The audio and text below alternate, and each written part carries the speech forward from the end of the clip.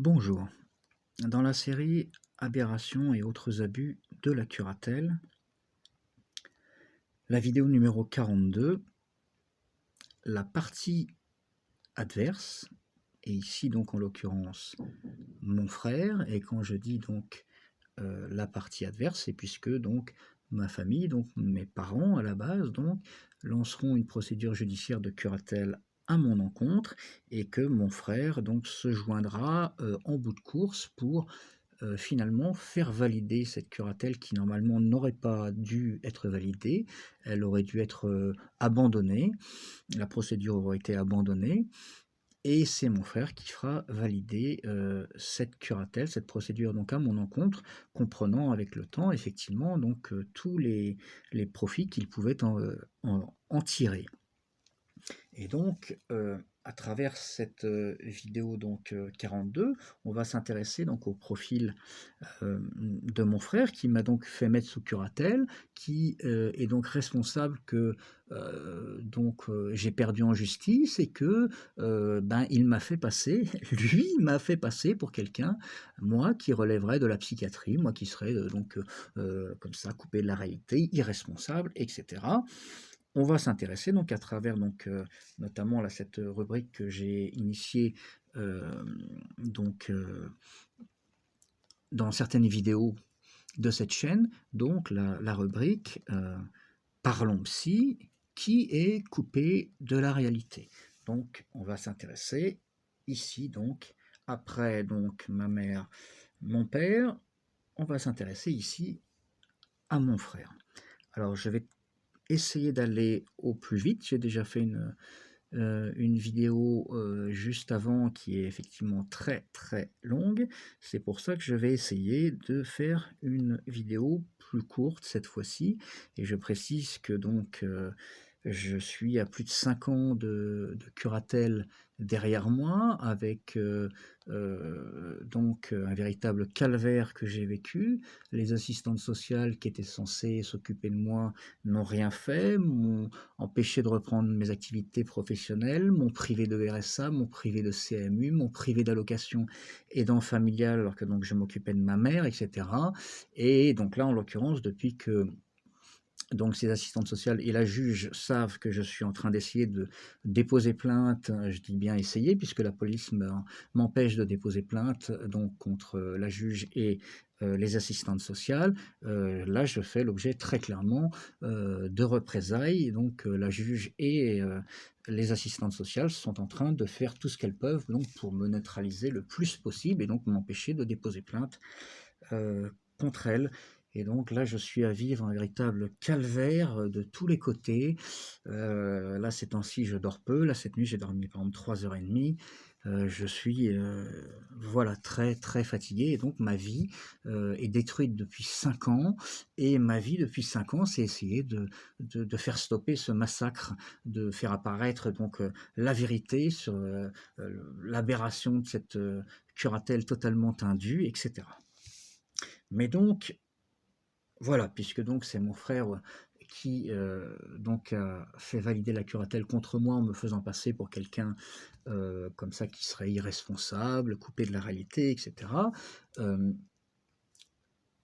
on va s'intéresser donc au profil psychiatrique de mon frère en allant au plus rapide pour ne pas excéder une durée, on va dire, raisonnable. Donc, mon frère, il faut savoir donc que comme donc, heu, nos parents, mon frère est quelqu'un de totalement toxique et donc quelqu'un, de totalement incapable de la moindre forme de dialogue et cette incapacité totale au dialogue, d'ailleurs, il en avait la version, la pire, c'est-à-dire la version de ma mère.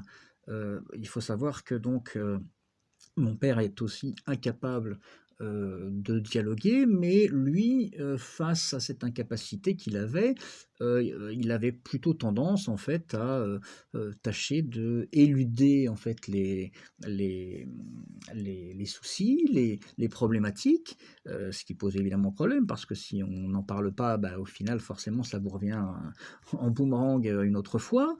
Il faut quand il y a un problème, il faut l'adresser, il faut y faire face et le régler.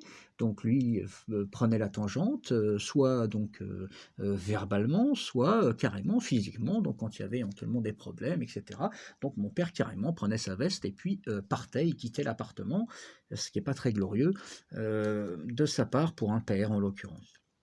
Mais par contre, donc ma mère, son incapacité à dialoguer, elle, c'était, ça se, traduisait par de la violence. C'est-à-dire que si on n'était pas d'accord avec elle, elle allait effectivement donc, commencer à être agressive verbalement, insulter, dénigrer, crier, hurler et jusque que carrément de la violence physique. Ma mère, était, tout à fait capable, notamment si son interlocuteur avec lequel donc elle était en désaccord sur un sujet. Si cette personne-là se trouvait, à proximité comme ça physiquement d'elle, ma mère était capable de carrément balancer en fait, un coup et donc mon frère effectivement avait cette version-là, de s donc de cette incapacité au dialogue et qui était gérée par de la violence. Donc voilà, mon père, choisissait effectivement donc, d'éluder les problèmes alors que ma mère et mon frère, eux, choisissaient la confrontation et la violence verbale ou physique. Donc c'est quand même un profil, quand même assez particulier, psychologiquement et c'est d'ailleurs pour ça que, dans notre famille, les clashs les plus violents avaient lieu, en l'occurrence, entre ma mère et mon frère, puisque c'était en fait les ils avaient les 2 personnalités, les plus violentes au final, hein. Hem donc voilà, voilà déjà une partie du profil psychiatrique de mon frère. Hem, heu, mais au-delà de, ces questions d'incapacité de dialogue, de toute façon, mon frère, pour tout, effectivement, quand il voulait quelque chose et qu'il ne l'avait pas, il réglait ça par de la violence verbale et si ça suffisait pas, c'était éventuellement de la casse. Donc il vidait régulièrement les placards de l'appartement, et voire carrément vraiment de la casse, c'est-à-dire casser des objets, il a cassé même des meubles, il a cassé des portes et cetera. Il a cassé je ne sais pas combien de fois son fameux secrétaire, hein, hem et c'était donc jusque de la violence même physique, donc contre, sa mère, contre moi effectivement, plus rarement contre son père parce que mon père était quand même, avait une certaine corpulence. Donc mon frère, qui est un manipulateur et un opportuniste, effectivement, il visait, plutôt effectivement les personnes faibles de la famille, plutôt que d'avoir une confrontation physique, avec quelqu'un qui aurait été, peut-être, à égalité avec lui, donc mon père en l'occurrence physiquement.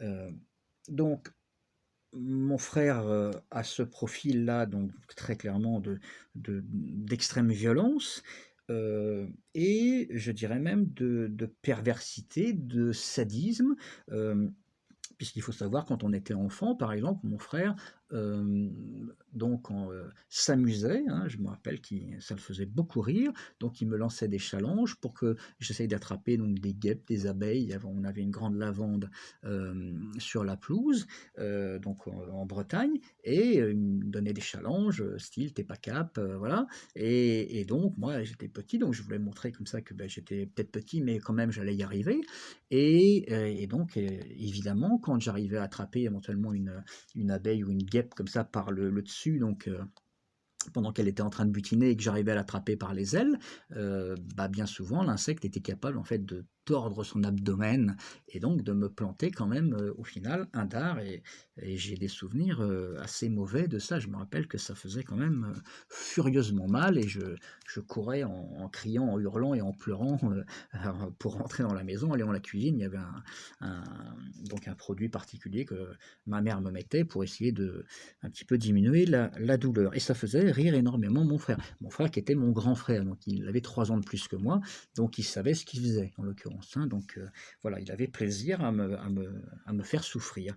Heu, Sadisme d'ailleurs qu'on pourra retrouver, dans une histoire d'ailleurs qu'il m'a racontée lui-même, donc qui prouve à la fois que ce type-là, c'est vraiment un fou totalement coupé de la réalité, donc un fou dangereux, violent, sadique et qui est à ce point coupé de la réalité que, il ne se cache même pas de ce qu'il fait et donc il avait acheté donc, ça c'était donc des années plus tard, donc une souris, donc là où il habitait donc, où il a commencé à habiter donc, seul chez lui il avait acheté une souris, sauf qu'effectivement, comme mon frère est incapable de gérer quoi que ce soit, donc un animal, il faut s'en occuper, lui donner à manger, il faut s'occuper notamment de sa cage, par exemple, donc nettoyer tout ça. Et donc très rapidement, mon frère ne voulait plus s'en occuper. Et comment mon frère a géré le problème? Eh bien, comme le salopard, le psychopathe qu'il est, et c'est-à-dire en jetant donc la souris. Moi, j'avais l'occasion de la voir, donc quelque temps auparavant. C'était vraiment une toute petite souris, vraiment, c'était pas une des fois, il y a des souris quand même qui sont un peu costauds. Là, c'était vraiment je voilà, une souris, mais minuscule, quoi, vraiment. Hem et donc en fait, il l'a balancé, dans les toilettes. Et donc quand il m'avait raconté ça, il avait un sourire, il rigolait en disant, et donc il avait jusque donné les détails en indiquant donc que en fait, il avait dû tirer plusieurs fois à la chasse d'eau parce que la pauvre petite bestiole, effectivement, et les souris, sont capables effectivement de nager, donc elle s'était débrouillée plusieurs fois, en fait, à résister au flush, et donc à ne pas être happée, par, par donc le flush des toilettes. Et mais donc évidemment, forcément, à un moment, malheureusement, heu, elle a perdu, le combat, et donc elle a été happée, et donc elle est morte dans des conditions atroces, noyée et fracassée contre dans les tuyauteries et en plus des tuyauteries de toilettes. Bref. Et donc voilà le profil, sordide de mon frère, heu, un psychopathe très clairement. Donc sa violence, sa psychopathie qui culminera, j'en ai donc parlé dans une autre vidéo, donc avec son affaire judiciaire, donc un incendie criminel, et donc une jeune femme donc dans cet immeuble qui mourra brûlée vive à cause de lui. Hem, il n'aura pas la moindre compassion pour cette personne, hem et non seulement ça, mais donc dans ses lettres, mon frère, quand il était en prison, il parlait de sa victime, donc, en l'appelant la cramée, en l'occurrence.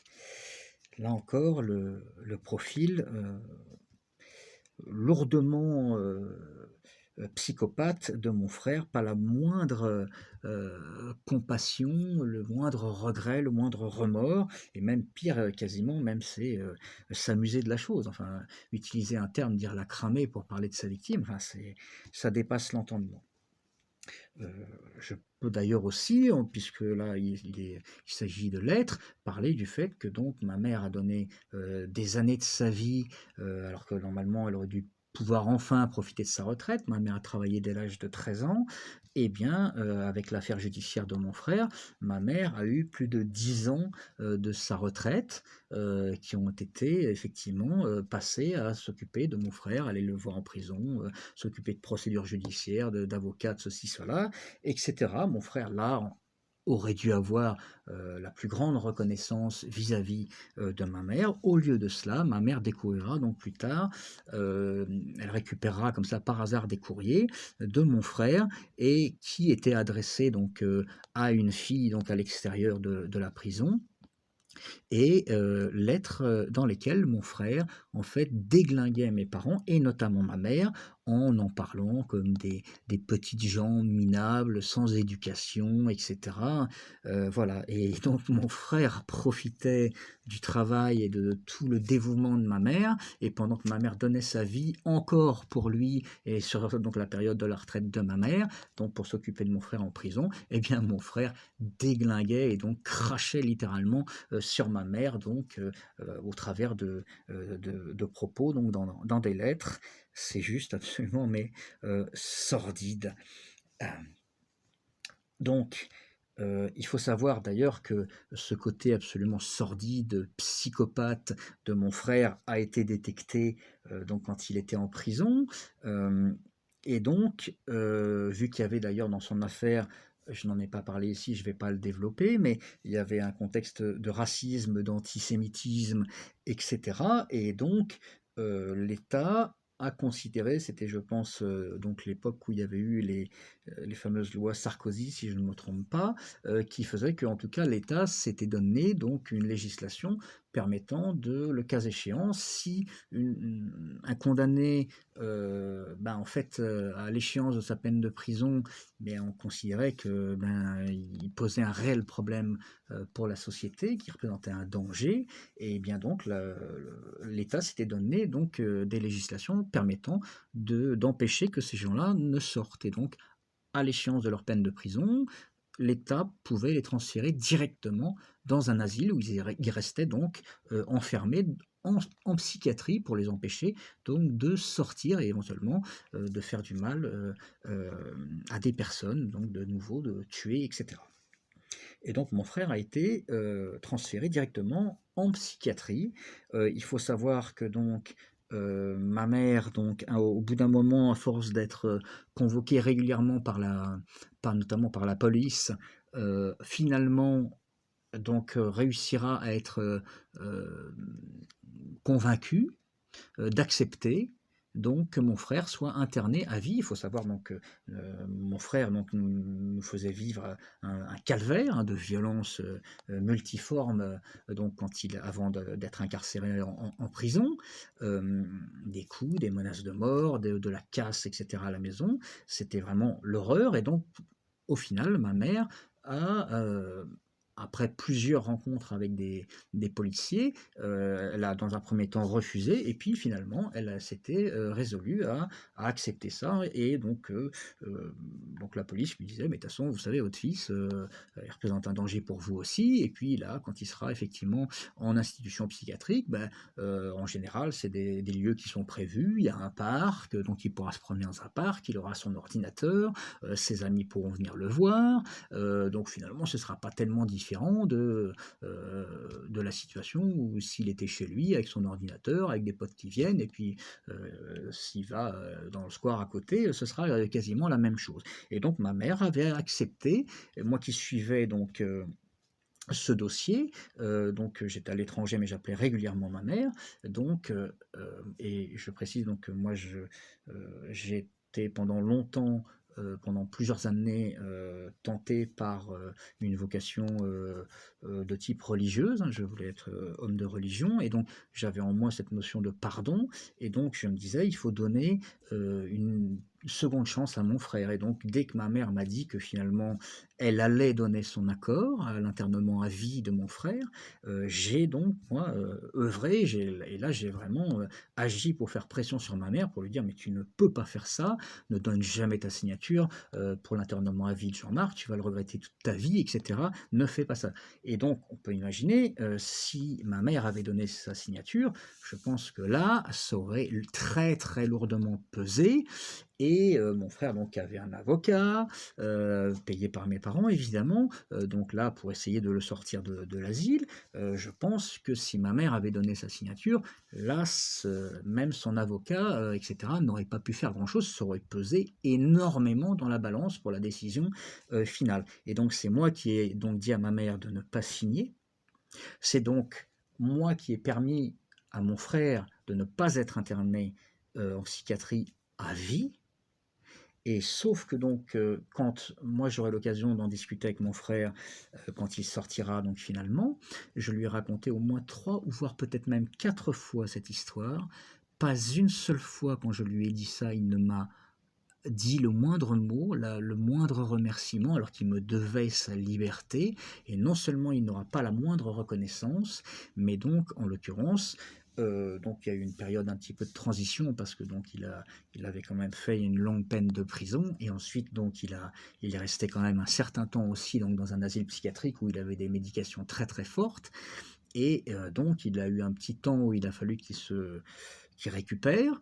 Mais donc, dès qu'il a commencé à récupérer, donc il a commencé à agir, et notamment pour me nuire, moi. Et donc, il utilisera au final la curatelle lancée par mes parents à mon encontre, alors qu'il savait que c'était lancé sur la base d'arguments totalement fallacieux, puisqu'il était dans la même situation que moi. Donc nos parents en fait nous volaient nos rentes locatives et se débrouillaient avec nos déclarations fiscales pour ne même pas payer d'impôts sur l'argent qu'ils nous volaient.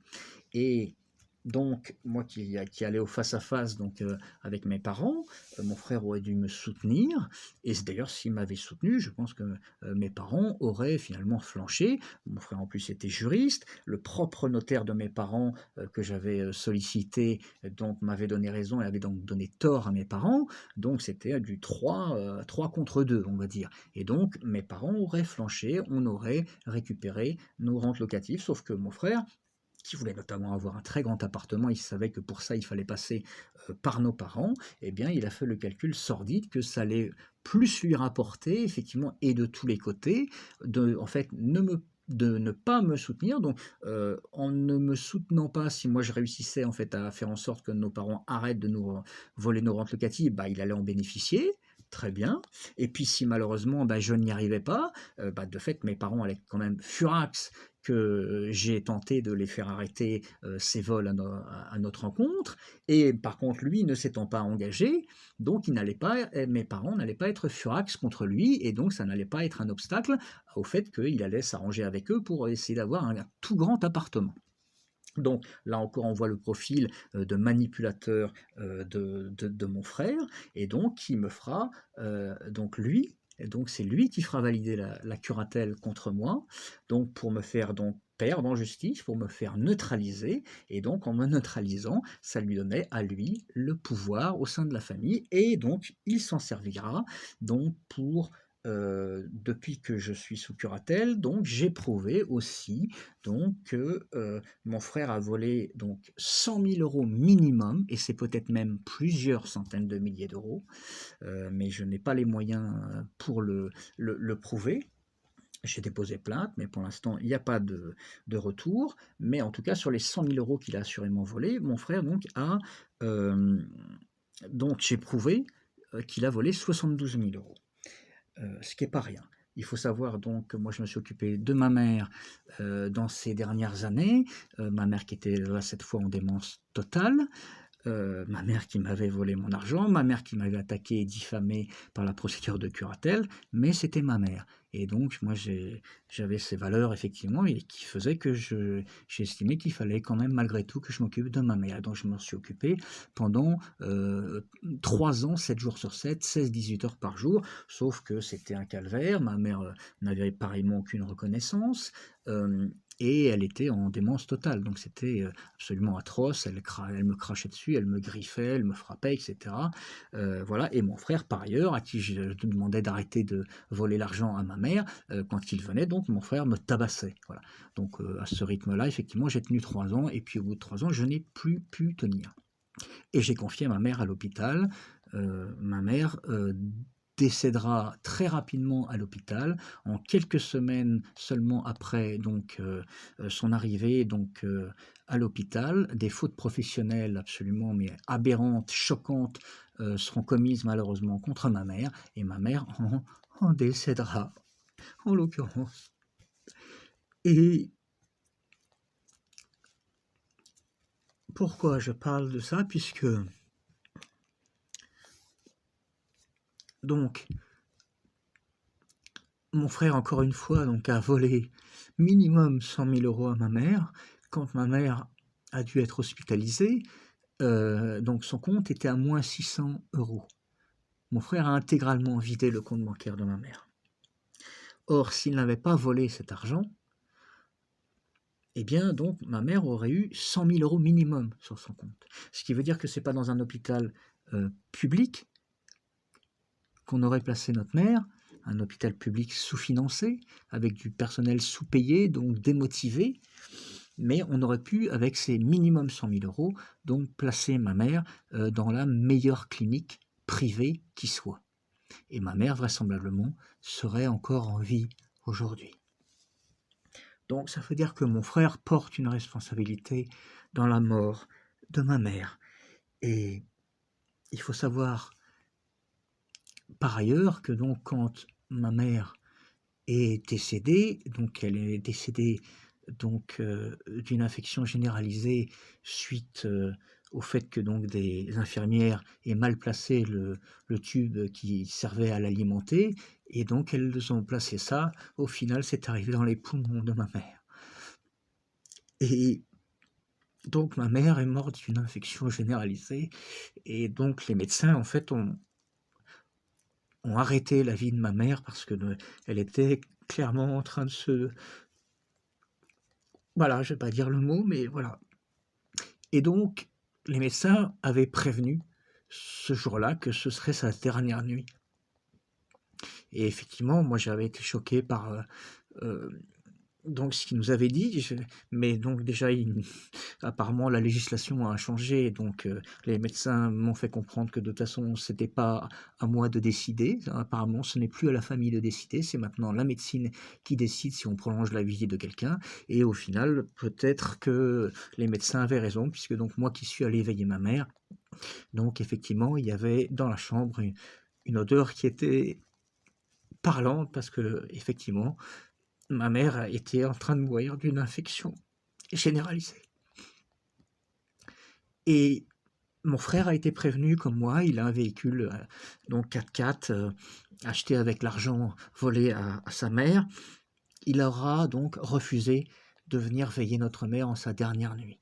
Il refusera le lendemain matin, à l'annonce de la mort de ma mère, de venir se recueillir devant sa dépouille, alors que ma mère est restée 7 heures, donc décédée dans sa chambre avant d'être amenée à la morgue.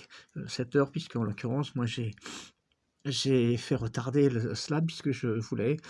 Ma mère avait un petit côté religieux, même si elle pratiquait pas, mais je sais qu'elle était... Voilà, elle aurait voulu avoir un petit quelque chose religieux, et ça n'a d'ailleurs pas été facile. C'est d'ailleurs un peu étonnant que ce soit pas prévu. Mais bref, mais donc j'ai réussi à ce que quelqu'un vienne, mais donc ça a pris du temps. Et donc mon frère a eu 7 heures, il n'est jamais venu. Euh, c'est juste sordide. Et par ailleurs, mon frère ensuite donc rira à l'enterrement de ma mère, alors que ma mère était dans ses dernières minutes avant d'être descendue, d'être mise en terre. Mon frère rigolera. Il est venu sans s'être habillé, donc avec des couleurs sombres ou quoi. Il est venu en couleur, tout couleur, et pour cause, puisque donc il avait prévu une visite touristique dans la région, donc au Mont-Saint-Michel en l'occurrence, dans l'après-midi. Donc il est venu les mains dans les poches, tout sourire, et jusque donc même carrément à rigoler encore une fois à l'enterrement de ma mère. Et mon frère ira jusque prendre des photos du cercueil de ma mère dans la fosse. Qui ferait ça? Là encore, on voit le profil psychiatrique de mon frère, ça dépasse l'entendement. Ce type-là est un psychopathe, un fou coupé de la réalité. On se demande qu'est-ce qu'il y a eu dans sa tête, qu'est-ce qui a traversé sa tête pour lui dire mais qu'il fallait prendre une photo de... Alors c'est peut-être d'ailleurs, mon frère étant un manipulateur, peut-être pour se faire bien voir de notre père, sans doute pour dire ah bah j'étais là, et puis pour dire ah bah tiens, voilà, qu'il puisse dire qu'il avait donc vraiment la toute dernière photo de ma mère. Mais qui irait prendre donc, la photo, encore une fois, du cercueil de sa propre mère au fond du trou? Il faut savoir que ma mère, qui était dépressive, avait comme expression justement cette expression-là. Elle disait en permanence qu'elle était au fond du trou. Donc rien que pour ça, c'était juste mais inconcevable de prendre cette photo-là qui était tellement dramatiquement symbolique. Enfin, bref. Voilà, et donc je terminerai aussi sur le profil de fou, de psychopathe de mon frère, par son profil politique, mon frère étant, et il le revendique, enfin en privé en tout cas, un néo-nazi, et je l'appelle moi le nazi exponentiel nazi, puisque, sauf erreur de ma part, les nazis n'étaient pas favorables à l'extermination de toutes les populations du monde non blanches. Mon frère, lui, oui, en l'occurrence. Donc mon frère, s'il avait le pouvoir, il ferait génocider toutes les races non blanches, et il précisait d'ailleurs aussi, quand il en parlait, qu'il ferait exterminer en premier donc les métis blancs, qu'il considère comme des traîtres à la race blanche. C'est dire le pédigré de mon frère, le degré de psychopathie, de folie de cet individu. Et donc il faut donc bien comprendre que c'est cette saloperie, ce psychopathe, ce fou furieux dangereux, qui relève hautement de la psychiatrie, qui donc m'aura, moi, fait passer pour une personne irresponsable, coupé de la réalité et donc j'ai perdu en justice, j'ai été mis sous curatelle à cause de mon frère. Donc je ferai une vidéo en particulier, encore une fois, pour expliquer, comment est-ce qu'il a, réussi à faire ça. Mais donc c'est un psychopathe, un fou furieux qui relève très lourdement de la psychiatrie, qui m'a fait moi passer pour un type, zinzin, coupé de la réalité, irresponsable, qui devrait donc être envoyé, en curatelle. C'est absolument kafkaïen.